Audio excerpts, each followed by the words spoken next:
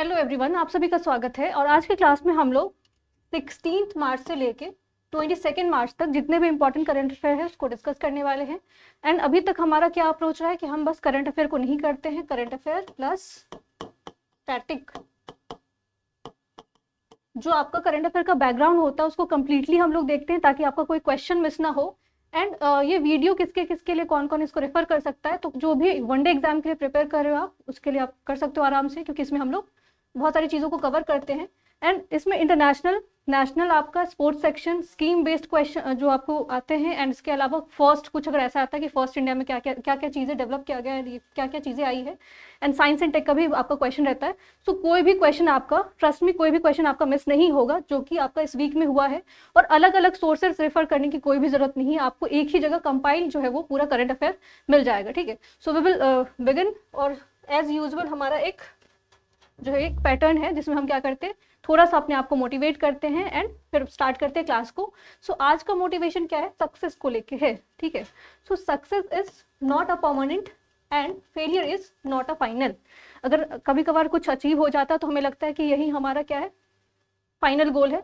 तो सक्सेस हमारे लिए परमानेंट नहीं होता है, हमें कंटिन्यूसली अपने ऊपर काम करते रहना चाहिए। और अगर हाँ फेलियर अगर आ जाता है, असफलता अगर आपको आती है, तो वो कोई बाधा नहीं है आपके लिए, कोई बैरियर नहीं है। वो आपको क्या करता है, और ज़्यादा अवेयर करता है और आपको आपके अंदर और ज़्यादा हिम्मत देता है, कॉन्फिडेंस देता है, ताकि अगर आप फेल हो रहे तो वापस से अपने आप को क्या करो, बूस्टअप करो और फिर से नेक्स्ट बैटल के लिए तैयार हो जाओ।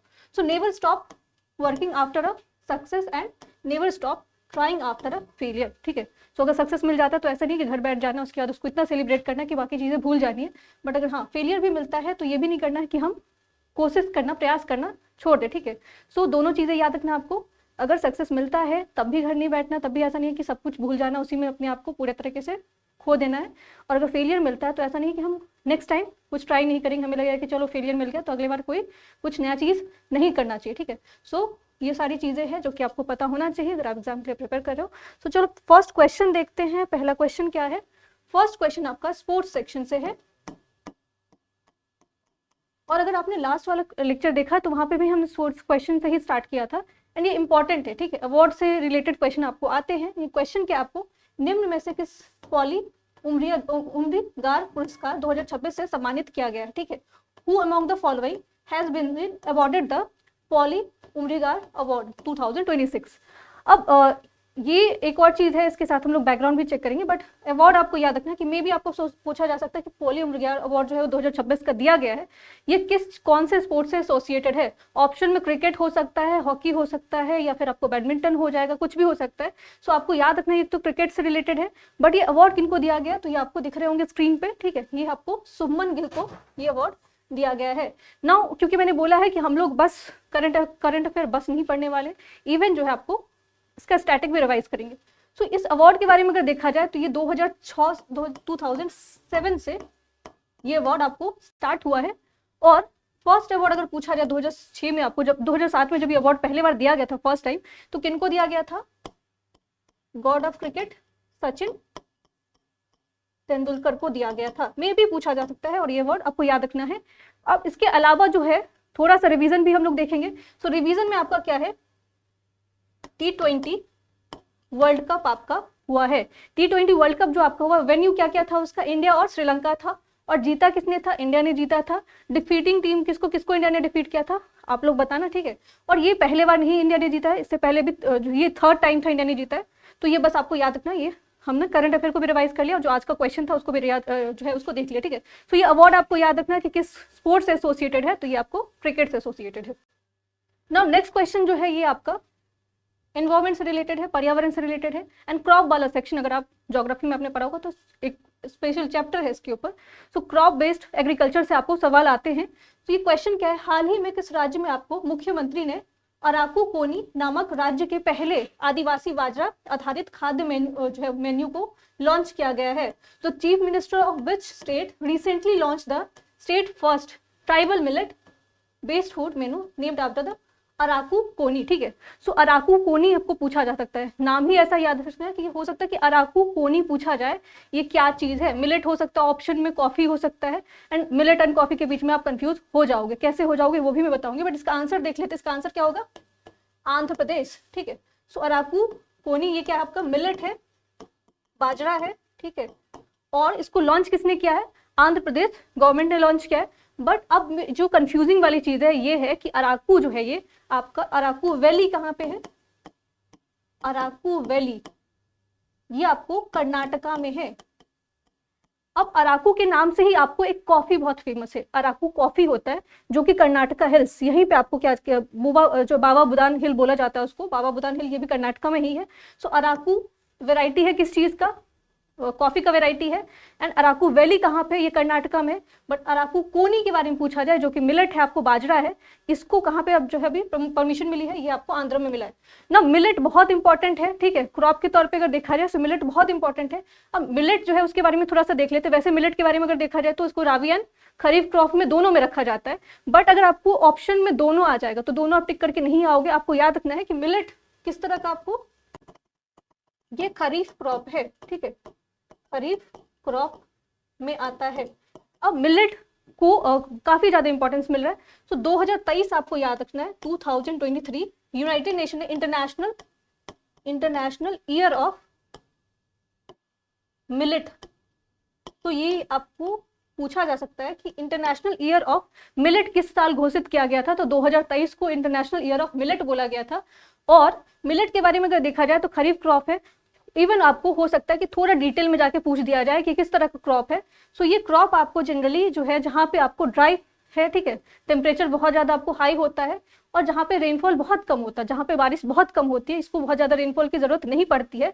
तो इसीलिए इको फ्रेंडली क्रॉप भी इसको माना जाता है। एंड इंटरनेशनल जो आपको यूनाइटेड नेशन है, इन्होंने भी बहुत सारे आपको जो है से जुड़े हुए प्रोग्राम को लॉन्च किया 2023 में, और इन्होंने प्रोमोट किया क्योंकि ऐसे क्रॉप ग्रो करने की जरूरत है जहाँ पे आपको पानी की ज्यादा आवश्यकता नहीं है, एंड न्यूट्रियस है, ठीक है, न्यूट्रिशन इसमें बहुत ज्यादा है, किसमें, अराकू कोनी, जो कि मिलेट है। अब हो सकता है एक और क्वेश्चन यहाँ से स्टैटिक वाला बन जाए, कौन सा आपका राज्य है, कौन सा स्टेट है जहां पे सबसे ज्यादा मिलेट प्रोडक्शन होती है, ठीक है।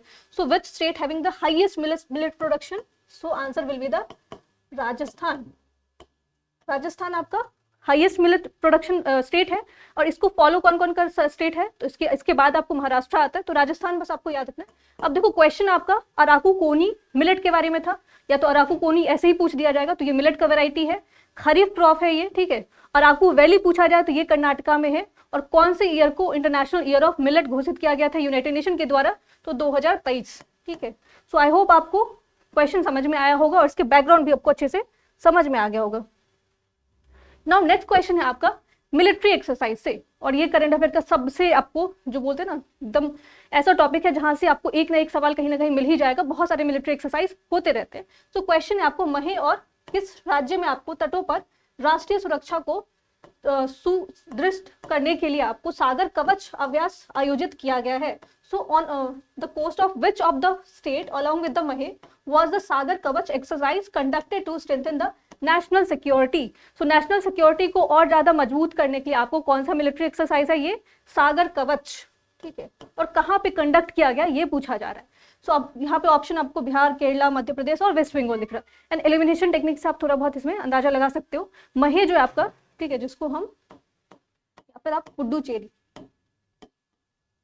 अब एक चीज आपको याद रखना है कि पुडुचेरी आपको 3 स्टेट में स्कैटर्ड है। ये जो यूटी है आपका, यूनियन टेरिटरी है, ये 3 जगह स्कैटर्ड है। हमें लगता है कि ये आपको ईस्टर्न कोस्ट पे है, वेस्टर्न कोस्ट पे, दोनों कोस्ट पे है, ठीक है। तो कौन कौन से स्टेट में है ये, Kerala, Tamil Nadu end of course Andhra, ये तीनों स्टेट में है। बट ये सागर कवच के बारे में पूछा गया और कौन से स्टेट में हुआ ये, केरला, केरलम, ठीक है। अब इसको केरलम बोला जाता है, ये ऑलरेडी आपको पता है, इसी साल नाम चेंज हुआ है। बट रिजोल्यूशन कब पास किया गया था, 2024 में पास किया गया था, और इस साल इसका नाम केरलम रखा गया है। सो ये आपको याद रखना है, रिसेंटली नाम चेंज हुआ है। सो ये भी यहाँ से भी क्वेश्चन बन सकता है। सो ये आपको मिलिट्री एक्सरसाइज सागर कवच याद रखना है, और कहाँ पे कंडक्ट हुआ है, तो ये केरलम और जो आपका महे है, पुडुचेरी बोला जाता है। सो ये आपको याद रखना है। इसमें किस तरह की एक्सरसाइज है, तो multi agency coastal security exercise है, जिसमें आपको इंडियन नेवी इकलौता इसमें पार्टिसिपेट नहीं करता है। इंडियन नेवी के अलावा आपको इंडियन कोस्ट गार्ड भी पार्टिसिपेट करता है। सो दोनों आपको याद रखना है, पार्टिसिपेशन दोनों साइड से होता है। और ये जनरली जो हमारा मैरीटाइम सिक्योरिटी है उसको स्ट्रेंथन करने के लिए किया जाता है। सो सागर कवच आपको याद रखना है, मल्टी एजेंसी एक्सरसाइज है, और कहाँ पे कंडक्ट हुआ है, महे और केरलम में हुआ है। और पुडुचेरी के बारे में भी याद रखना, ये कहाँ कहाँ पे है आपका, केरला, आंध्र प्रदेश एंड तमिलनाडु।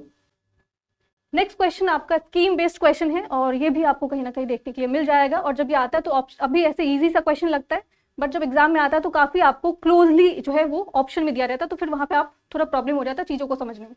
तो किसान को रियल टाइम कृषि सलाह प्रदान करने के लिए आपको सरकार ने कौन सा AI आधारित बहुभाषी डिजिटल प्लेटफॉर्म शुरू किया है? So which AI based multilingual digital platform has the government launch to provide the real time agriculture advice to farmers? So जो आपको किसान को real time AI based multilingual, ठीक है, सो बहुभाषी, बहुत सारी लैंग्वेज में इसको प्रमोट किया गया। ये कौन सा है आपका स्कीम है, ये कौन सा एडवाइस है, कौन सी तरह का है ये? तो ये आपको याद रखना, भारत विस्तार, ठीक है। सो भारत विस्तार ही आपको पूछ दिया जाएगा, रिसेंटली न्यूज में था, ये क्या क्या चीज है, ठीक है। सो भारत विस्तार आपको बहुभाषी मल्टीलिंगुअल जो है वो ऐप है। अब इसमें क्या क्या चीजें है? So empowering the Indian farmer with the AI। So AI को जोड़ने की बात की जा रही है, ऑलरेडी बहुत सारे इनिशिएटिव लिया जा रहा है जिसमें एग्रीकल्चर को हमें क्या करना है, AI से जोड़ना है, एंड इसमें मल्टीलिंगुअल सपोर्ट दिया जाएगा। मल्टीलिंगुअल सपोर्ट क्यों देने की बात की जा रही है? सो 28 स्टेट है आपको, हर स्टेट में अगर आपको देखा जाए तो लैंग्वेज आपको वेरी करता है। सो उनके ही भाषा में इसमें आपको generally indigenous language, native language या फिर वर्नाकुलर लैंग्वेज जो हम बात करते हैं, वहाँ का जो आपका मूल जो भाषा है उसी में उनको जानकारी दी जाएगी, क्योंकि हिंदी इंग्लिश सब तो नहीं समझते हैं। तो वहाँ का जो लोकल लैंग्वेज होगा उसमें उनको जानकारी दी जाएगी। और कौन कौन सी जानकारी दी जाएगी उनको?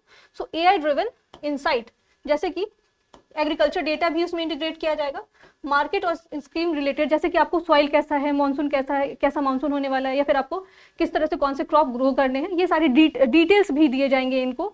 और जो आपको डिफरेंट अदर स्कीम है उसके बारे में भी इंफॉर्मेशन आपको यहाँ से मिल जाएगा। इसका नाम क्या है? भारत विस्तार नाम है।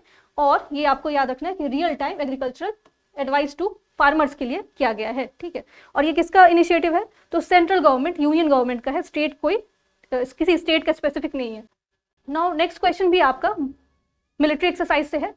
तो आपको फ्रीडम शील्ड सैन्य अभ्यास दक्षिण कोरिया और किस देश के बीच में आयोजित किया गया है? So between which country and South Korea has the freedom shield military exercise conducted? So पूछा जा सकता है कि मिलिट्री जो है शील्ड, ये एक्सरसाइज आपको रिसेंटली न्यूज में है और कौन से दो कंट्री के बीच में हुआ है, ठीक है। US हो सकता है ऑप्शन में डाल दिया जाए और पूछा जाए कि नेक्स्ट कंट्री कौन सा था। तो एक तो याद रखना आपको, साउथ, नॉर्थ कोरिया नहीं है, ठीक है, साउथ कोरिया है, एंड कोर्स USA, यहाँ पे फ्लैग दिख रहा होगा। सो इनका जॉइंट इनिशिएटिव है। ये 11 डे 11 दिन का था आपको एनुअल एक्सरसाइज, ठीक है। अब इसमें क्या क्या चीजें कंडक्ट करवाई गई है? तो इसमें air, water, land and space, तो इन तीनों चारों जगहों को टारगेट किया गया। यहाँ पे इन्होंने क्या किया, इनको ट्रेनिंग दी है, दोनों मिलिट्री ने यहाँ पे प्रॉपर्ली काम किया है। और अगर आपको पता है तो ग्लोबल टेंशन चल रहा है बहुत ज्यादा, एंड ये यहाँ पे US जो है अपना जो है कंडीशन और अच्छे बेहतर करने के लिए इन्होंने चूज किया है। तो याद रखना आपको कौन सा एक्सरसाइज है, फ्रीडम शील्ड सैन्य अभ्यास है, जिसमें आपको याद रखना air, water, land and space, और 11 दिन का था। ये कंक्लूड हो चुका, खत्म हो चुका है। कौन से दो कंट्री के बीच में हुआ है? तो साउथ कोरिया एंड USA के बीच में हुआ है। तब यहाँ पे ऑप्शन में है कुछ चीजें, सो वो देख लेते हैं, क्योंकि हम बस बाकी चीजें भी देखना है, बैकग्राउंड भी चेक करना है। सो यहाँ पे यूके के बारे में अगर देखा जाए, सो इंडिया और यूके के बीच में कौन सा मिलिट्री एक्सरसाइज होता है? तो ये है आपका कोंकण एंड अजय वॉरियर। बहुत सारे होते हैं, बस ये दो नाम याद रखना, हो सकता है आपको एग्जाम में पूछा जाए, कहीं पे आ जाए क्वेश्चन। इंडिया और USA के बीच में कौन सा होता है? तो युद्ध अभ्यास एंड वज्र प्रहार। ये दो एक्सरसाइज आपको रिसेंटली हुए हैं, इसलिए मैं बता रही हूँ। युद्ध अभ्यास और वज्र प्रहार पूछा जाए कौन से कंट्री के बीच में होता है? तो इंडिया और USA के बीच में होता है। एक टाइगर ट्रिम्प भी होता है। अब यहाँ पे सऊदी अरब है, सऊदी अरब के साथ भी इंडिया का इकलौता एक ही आपको मिलिट्री एक्सरसाइज होता है। ये 2024 में हुआ था, ठीक है, अभी तक नहीं हुआ, 2 साल तक नहीं हुआ है, बट इससे क्वेश्चन आपको एग्जाम में आ चुके हैं, तो हो सकता है आपको पूछा जाए। तो ये याद रखना आपको, 2024 में एक मिलिट्री एक्सरसाइज हुआ था इंडिया और सऊदी अरब के बीच में, सादा तनिष्क, इंडिया और सऊदी अरब के बीच में होता है। एंड UAE है यहाँ पे, तो इंडिया और UAE के बीच में कौन सा मिलिट्री एक्सरसाइज होता है? तो ये आपको याद रखना है, डेजर्ट साइक्लोन।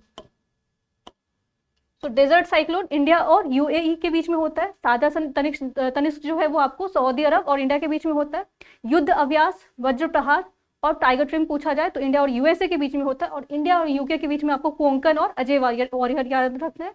सो क्वेश्चन आपका क्या था, सिल्ड, ठीक है, फ्रीडम सिल्ड मिलिट्री एक्सरसाइज को लेके, तो ये तो आपको पता है यूएस और साउथ कोरिया के बीच में हुआ है।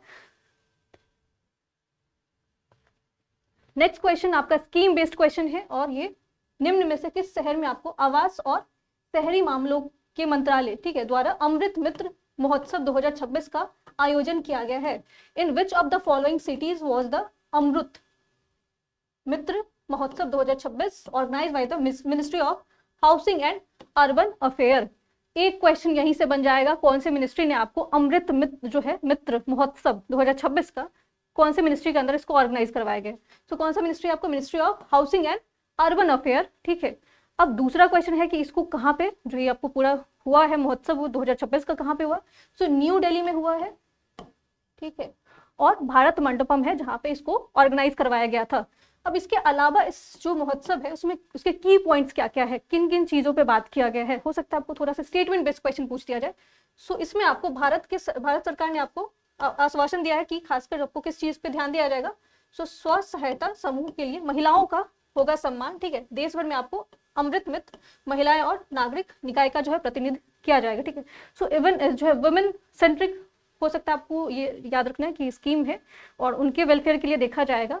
और मिनिस्ट्री याद रखना आपको बहुत हो सकता है इंपॉर्टेंट है, ये पूछा जा सकता है, ये तो आपको याद रखना चाहिए कि कहाँ पे हुआ। जनरली आपको बहुत सारे ऐसा ऑप्शन आता है तो न्यू दिल्ली में जनरली आपको सारे होते हैं, बट मिनिस्ट्री याद रखना, ministry of housing and urban affair. Next question आपका अपॉइंटमेंट से, ठीक है। सो अपॉइंटमेंट बेस्ड क्वेश्चन है, और ये क्वेश्चन है आपको हाल ही में आपको जोस एंटीनियो कास्टरिस्ट किस देश के आपको राष्ट्रपति नियुक्त किए गए हैं। So for which country has Jose Antonio Kast recently been appointed as a president. So कौन से कंट्री के प्रेसिडेंट बने हैं जोस एंटीनियो रियोकास्ट, ठीक है। सो कौन से कंट्री है, चिली के बने हैं, चिली के ये प्रेसिडेंट बने हैं। एंड चिली के बारे में अगर देखा जाए तो ये कहाँ पे है आपका, साउथ अमेरिका,